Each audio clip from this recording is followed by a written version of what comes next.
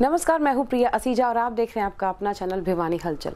सार्वजनिक उपक्रम के चेयरमैन सुभाष बराला आज नगर में पहुंचे और कार्यकर्ताओं की बैठक को संबोधित किया। इस दौरान मीडिया से रूबरू होते हुए उन्होंने किसान आंदोलन समाप्त होने की आशा जताई, वहीं साथ ही भर्ती मामले में भी सरकार की तरफ से उठाए गए सही कदम का उदाहरण पेश किया।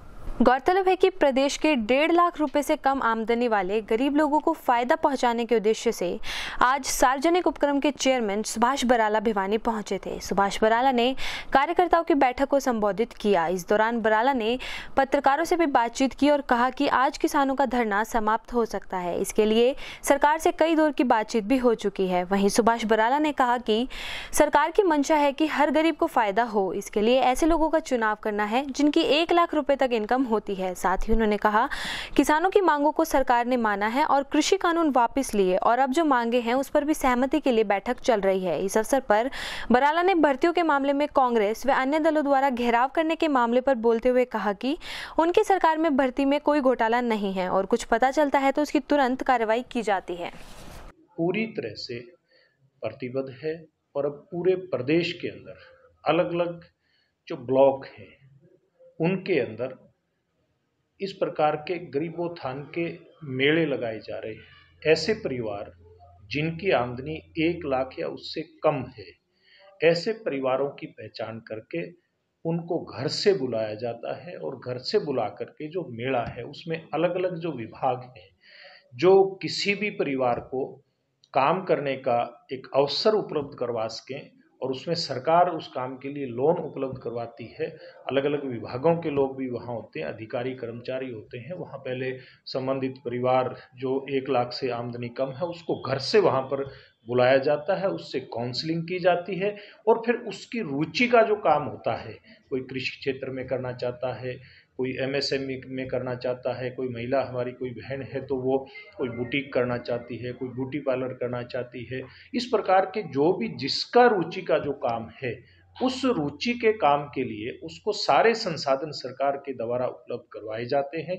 यहाँ तक कि अगर लोन की भी जरूरत है तो लोन भी उनको उपलब्ध करवाया जाता है। ऐसी एक अभिनव योजना हरियाणा सरकार के द्वारा शुरू की गई है। उसी संदर्भ में मेरा कार्यकर्ताओं से मिलजुल करके ये कहना है कि ज़्यादा से ज़्यादा ऐसे जो परिवार हैं उनको इस योजना का लाभ मिले। इस बात के लिए मैं कार्यकर्ताओं को प्रोत्साहित करने के लिए यहाँ पे आया। कोर्टों में जाती थी, रद्द होती थी। यहाँ अगर ऐसा कोई मामला पाया जाता है तो तुरंत उसके ऊपर कार्रवाई की जाती है। और पिछले दिनों आप लोगों ने देखा होगा कि नकल जो इस प्रकार के उसमें पूर्व में चलती रहती थी उसको रोकने के लिए भी हमारी सरकार ने, मुख्यमंत्री जी ने कानून बनाया और उसमें सजा का प्रावधान किया। ऐसा पहले कभी नहीं था। यानी कि आज भी हमारे प्रदेश के अंदर जो भर्तियां हैं वो पूरी तरह से पारदर्शी तरीके से हो रही हैं। जहां कहीं कोई इस प्रकार का लगता है कि कोई गड़बड़ करने का प्रयास करता है उसको तुरंत रोका जाता है, उसको कड़ी सजा दी जाती है। एक तीनों कानून वापिस हुई जी, तो कब तक है जो देखिए एक बहुत बड़ा कदम देश के प्रधानमंत्री नरेंद्र मोदी जी ने उठाया। उन्होंने किसान के भले के लिए जो कानून बनाए थे, हमारे किसान भाइयों के विरोध के चलते उनको निरस्त करने का उनको काम किया, रिपील करने का काम किया। और मैं समझता हूं कि बाकी जो मांगे थी किसानों की उनके ऊपर भी लंबी चर्चाओं का दौर चला है, कई दौर चले हैं और मुझे उम्मीद है कि आज ये धरने समाप्त हो जाने चाहिए। सर, आपकी सहयोगी पार्टी आज जनसुख कार्रवाई लेकर रही है, इसमें बीजेपी का क्या स्टैंड रहेगा? क्या सर, आपकी सहयोगी पार्टी हाँ बीजेपी सुरक्षा रैली कर रही है? हाँ, वो उनका अपनी पार्टी का कार्यक्रम है। सब पार्टियां अपने अपने कार्यक्रम करती हैं। भारतीय जनता पार्टी अपना करती है, उनका अपना कार्यक्रम है। एक मैं अपनी तरफ से शुरू में कल एक बहुत ही जो दर्दनाक हादसा केरल के कुन्नूर में हुआ है, उसमें हमारे सीडीएस रावत जी, उनका परिवार और अन्य जो देश के महान सपूत शहीद हुए हैं, मैं भारतीय जनता पार्टी की तरफ से इस घटना के ऊपर गहरी संवेदना प्रकट करते हुए ऐसे सब जो शहीद हमारे जनरल रावत समेत जो भी शहीद हुए हैं उनको मैं नमन करता हूँ। चौधरी बंसीलाल विश्वविद्यालय द्वारा स्थानीय भीम स्टेडियम में खेलकूद प्रतियोगिता आयोजित की गई।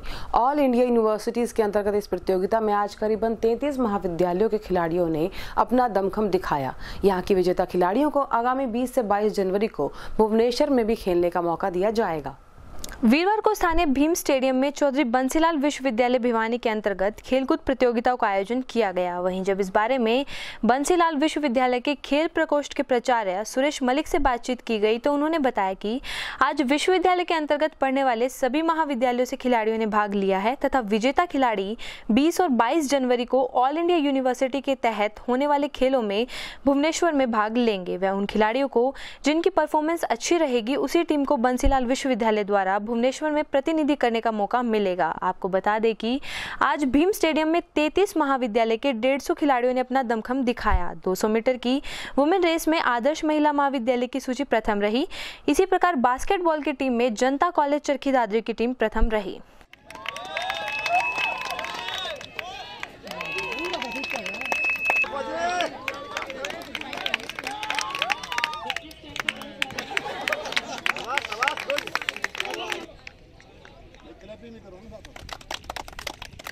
तो साल के अंदर 3 बार स्पोर्ट्स होया करेंगे और हर स्कूल के अंदर और हर कॉलेज के अंदर जो है स्पोर्ट्स को महत्व दिया जा रहा है और स्पोर्ट्स के ज़रिए ही जो ओवरऑल पर्सनालिटी डेवलपमेंट है और कल्चरल एक्टिविटीज़ हैं वो एक मुख्य जो है उसके अंदर इंक्लूड किया गया है। तो इससे बच्चों का विकास होगा, समाज के अंदर जागृति फैलेगी और जो आज हमारे देश के अंदर विभिन्न प्रकार की बीमारियां जैसे शुगर और ब्लड प्रेशर की शिकायतें मिल रही हैं यंग बच्चों के अंदर वो भी दूर होंगी। इसलिए स्पोर्ट्स तो अति अनिवार्य है।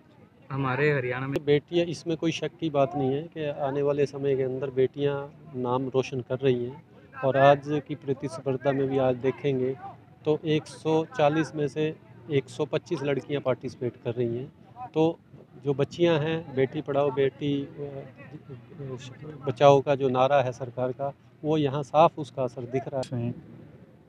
एथलेटिक मीट है, खेल कूद प्रतियोगिता है और हमने इसमें एथलेटिक्स की जितनी भी मैन वीमेन की रेसेज हैं, long jump, high jump, hammer throw, discus throw, javelin इत्यादि इसके अंदर शामिल किए गए और लड़कियां इसमें बढ़ चढ़ करके हिस्सा ले रही हैं और ज़्यादातर जो स्ट्रेंथ है वो लड़कियों की है 80%।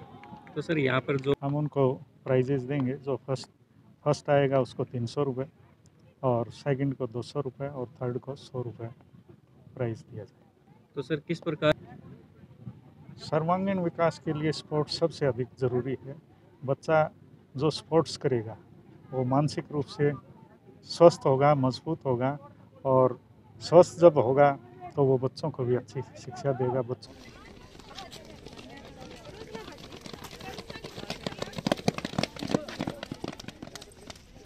शर्मा है, मैं गवर्नमेंट कॉलेज ऑफ एजुकेशन में बीएड फर्स्ट ईयर में हूँ। मैं अभी 50 मीटर्स रेस में फर्स्ट आई हूँ और पहले भी हुई थी 100 मीटर्स की, उसमें मैं थर्ड आई थी। कौन कौन से गेम? सर ये हेल्थ के लिए बेटर है। अगर सर कोई हफ्ते में एक बार भी करता है, कोई भी स्पोर्ट्स में एथलेटिक्स में भाग लेता है, तो अभी सर ने बताया था कि अगर वो 1 महीने में एक बार भी किसी भी एथलेटिक्स में भाग लेगा या फिर जितना भी पसीना बाहर निकलेगा तो उसे कोई भी मेडिकल स्टोर पे जाने की जरूरत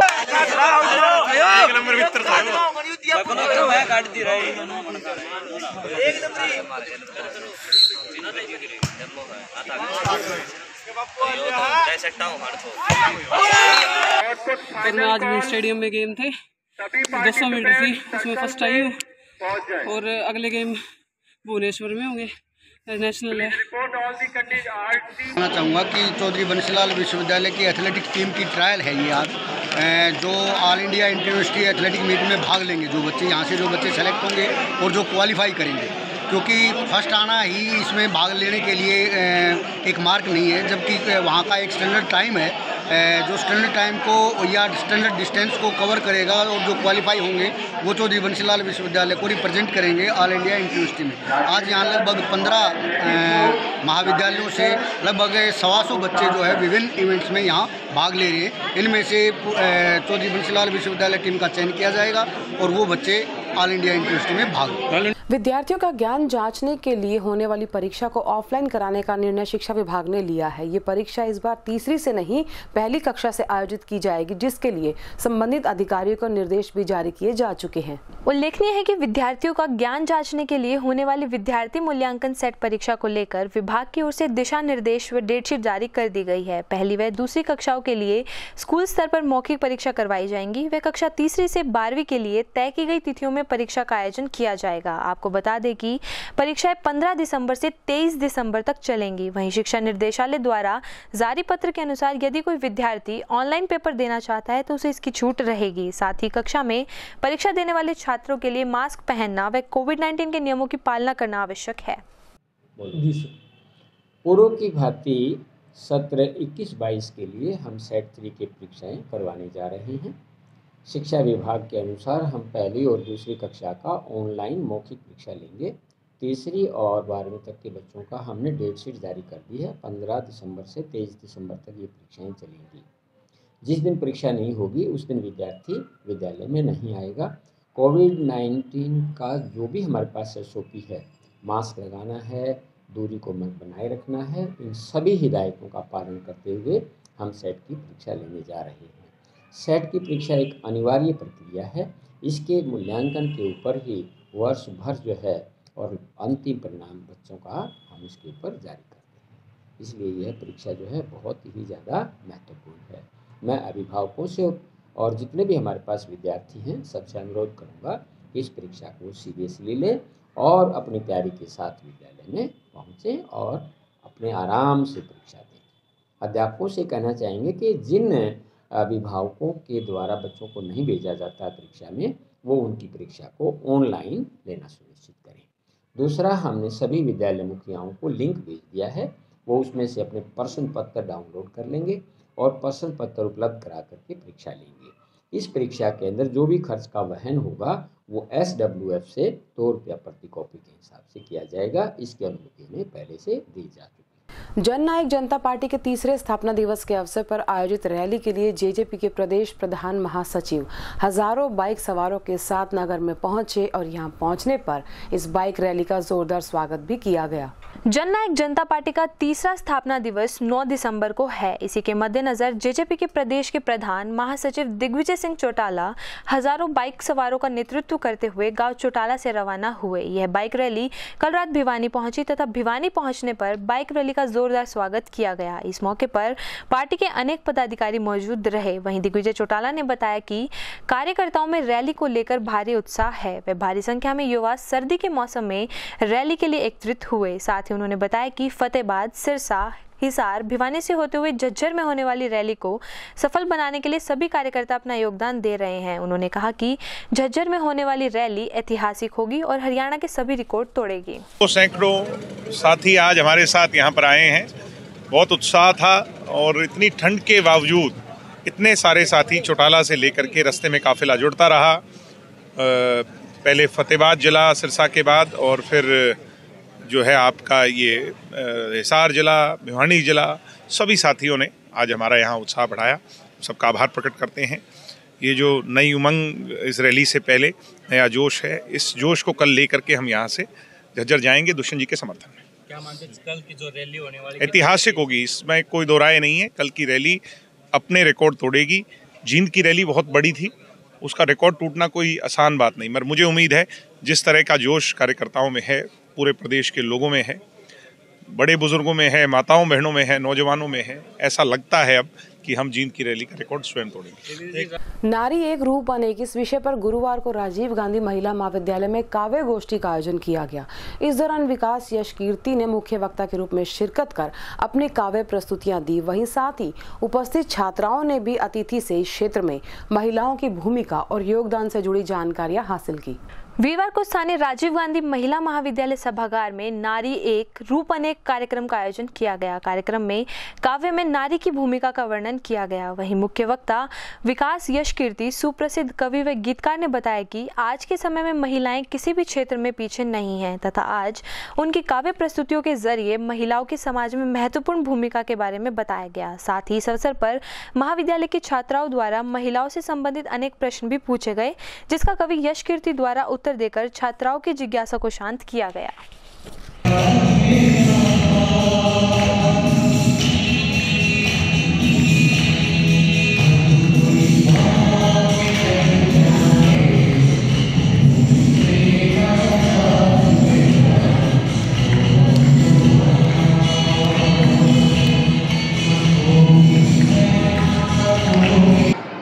राजीव गांधी महिला विद्यालय महाविद्यालय में आज एक नारी सम्मान में नारी में काव्य विषय पर एक परिचर्चा थी और कविताओं में नारियों का क्या स्थान है, इस विषय पर विद्यार्थियों ने, छात्राओं ने प्रश्न भी पूछे और हमने अपने मनोयोग से, अपने ज्ञान से, अपने विवेक से उनके जवाब भी दिए, उनकी जिज्ञासा भी शांत की।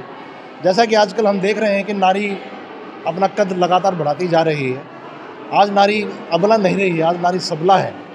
मैंने आज अपने गीतों और अपने कविताओं के माध्यम से मैंने यही कोशिश की है कि यहाँ जो उपस्थित छात्राएं थी उनके मन में ये संज्ञान रहे, उनके मन में ये मनोबल बना रहे कि महिलाएं और नारियां किसी भी हालत में, किसी भी तरीके से किसी से कम नहीं हैं।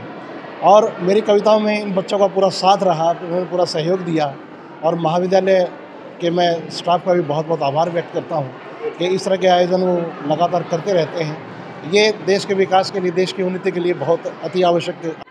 मैं डॉक्टर भामा अग्रवाल महिला प्रकोष्ठ की एक सदस्य हूँ। मेरे साथ मेरी प्रभारी और मेरे ये सब साथी वृंद हैं। आज हमने अपने महिला प्रकोष्ठ के सौजन्य से अंतर्राष्ट्रीय गीतकार विकास यश कीर्ति जी को आमंत्रित किया और इसका उद्देश्य यह था कि बेटियों की सोई हुई आत्मशक्ति को जगाना और उन्हें कुछ करने के लिए प्रेरित करना। हमें उनके द्वारा जो गीत सुनने को मिले वो गीत वास्तव में बेटियों के लिए अत्यंत उत्साह करने वाले थे। इस अवसर पर उन्होंने बेटियों के प्रश्न भी दिए और उनकी स्वरचित कविताओं को भी सुनकर सराहा और आगे कविता रचने की उन्हें अथाह प्रेरणा दी। हम उनके आभारी हैं और साथ में महाविद्यालय प्रशासन, महिला प्रकोष्ठ और अन्य जितने भी मीडिया प्रभारी यहाँ मौजूद रहे हैं, हम उन सबका हृदय से आभार व्यक्त। जजपा स्थापना दिवस के अवसर पर आयोजित रैली भीड़ के हिसाब से रिकॉर्ड तोड़ेगी और उप मुख्यमंत्री के हाथों को मजबूत करेगी, ये दावा करते हुए पार्टी के शहरी अध्यक्ष गाड़ियों के जत्थे के साथ आज रवाना हुए। इस रैली के बाद प्रदेश की राजनीति में भी भारी बदलाव की संभावना उन्होंने जताई। जजपा के स्थापना दिवस पर 9 दिसंबर को झज्जर में आयोजित होने वाली जन सरोकार रैली भीड़ के हिसाब से सभी रिकॉर्ड तोड़ेगी। यह रैली हरियाणा प्रदेश की राजनीति में भारी बदलाव लेकर आएगी और उप मुख्यमंत्री दुष्यंत चौटाला के हाथों को मजबूत करेगी, यह दावा किया जजपा शहरी अध्यक्ष मामन चंद ने। आपको बता दें कि भिवानी शहर से जेजेपी रैली के अंदर शामिल होने के लिए एक विशाल जत्था गाड़ियों के साथ झज्जर के लिए रवाना हुआ है। जेजेपी शहरी अध्यक्ष मामन चंद ने कहा कि उप मुख्यमंत्री दुष्यंत चौटाला प्रदेश के विकास के साथ साथ महिलाओं के उत्थान एवं स्वरोजगार अपनाने को लेकर संकल्पबद्ध हैं तथा उनके द्वारा लागू की गई अनेकों योजनाओं व सरकार की नीतियों से सभी वर्ग खुश हैं।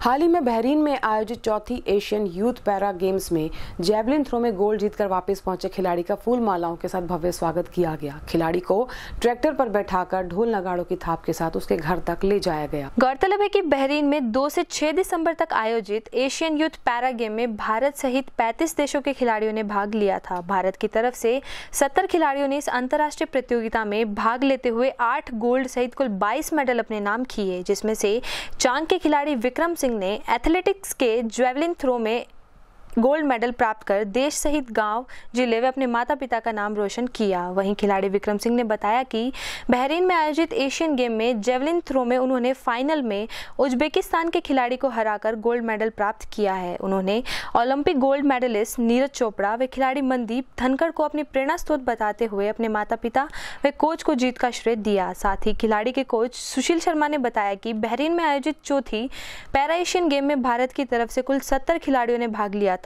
जिसमें 8 गोल्ड, 7 सिल्वर व 7 ब्रॉन्ज मेडल सहित कुल 22 खिलाड़ियों ने पदक जीतने में कामयाब हुए हैं। ये टूर्नामेंट 3 से 6 दिसंबर बहरीन में हुआ था।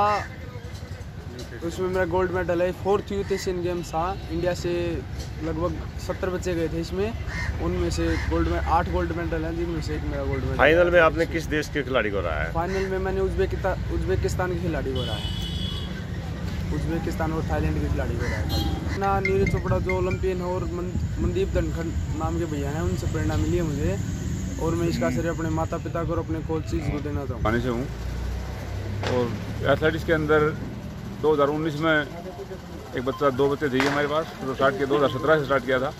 2017 से 2019 में एक बच्चा गया था जिसको वर्ल्ड चैम्पियनशिप में गोल्ड मेडल रहा, और अब मेरे पास से विक्रम सिंह गया है 4th Asian youth Asian games में। इसने भी वहाँ गोल्ड मेडल लिया है और अपने देश का नाम रोशन किया है। बहरीन में आपका कितने बच्चे ने गोल्ड मेडल लिया? 8 बच्चों ने गोल्ड मेडल लिया है, इसमें टोटल 122 मेडल हैं, जिसमें 7 ब्रॉन्ज और 7 सिल्वर मेडल। मेरे पास तो काफ़ी टाइम से आ रहा है, यहाँ पे फिजिकल एक्सरसाइज के लिए बहुत मजबूती से एक्सरसाइज करता था उसे, एक पैरा उसके हिसाब से फिजिकली जो इसका स्टेमिना है ना, वो शुरू से स्पोर्ट्स की तरफ बहुत बढ़िया है। आज क्या कार्यक्रम आयोजित किया गया है इसके गोल्ड? आज ये भाई गोल्ड मेडल लेके आया है बहरीन देश से, तो यही संदेश देना चाहता हूँ कि बच्चे जितना हो सके उतना मेडलों की तरफ ध्यान दें, फिजिकल मूवमेंट करें, एक्सरसाइज पे पूरा ध्यान दें, ताकि विक्रम जैसे बच्चे और तैयार हो। और इसी के साथ ही हमारी पूरी टीम को इजाजत, बने रही भिवानी हलचल के साथ।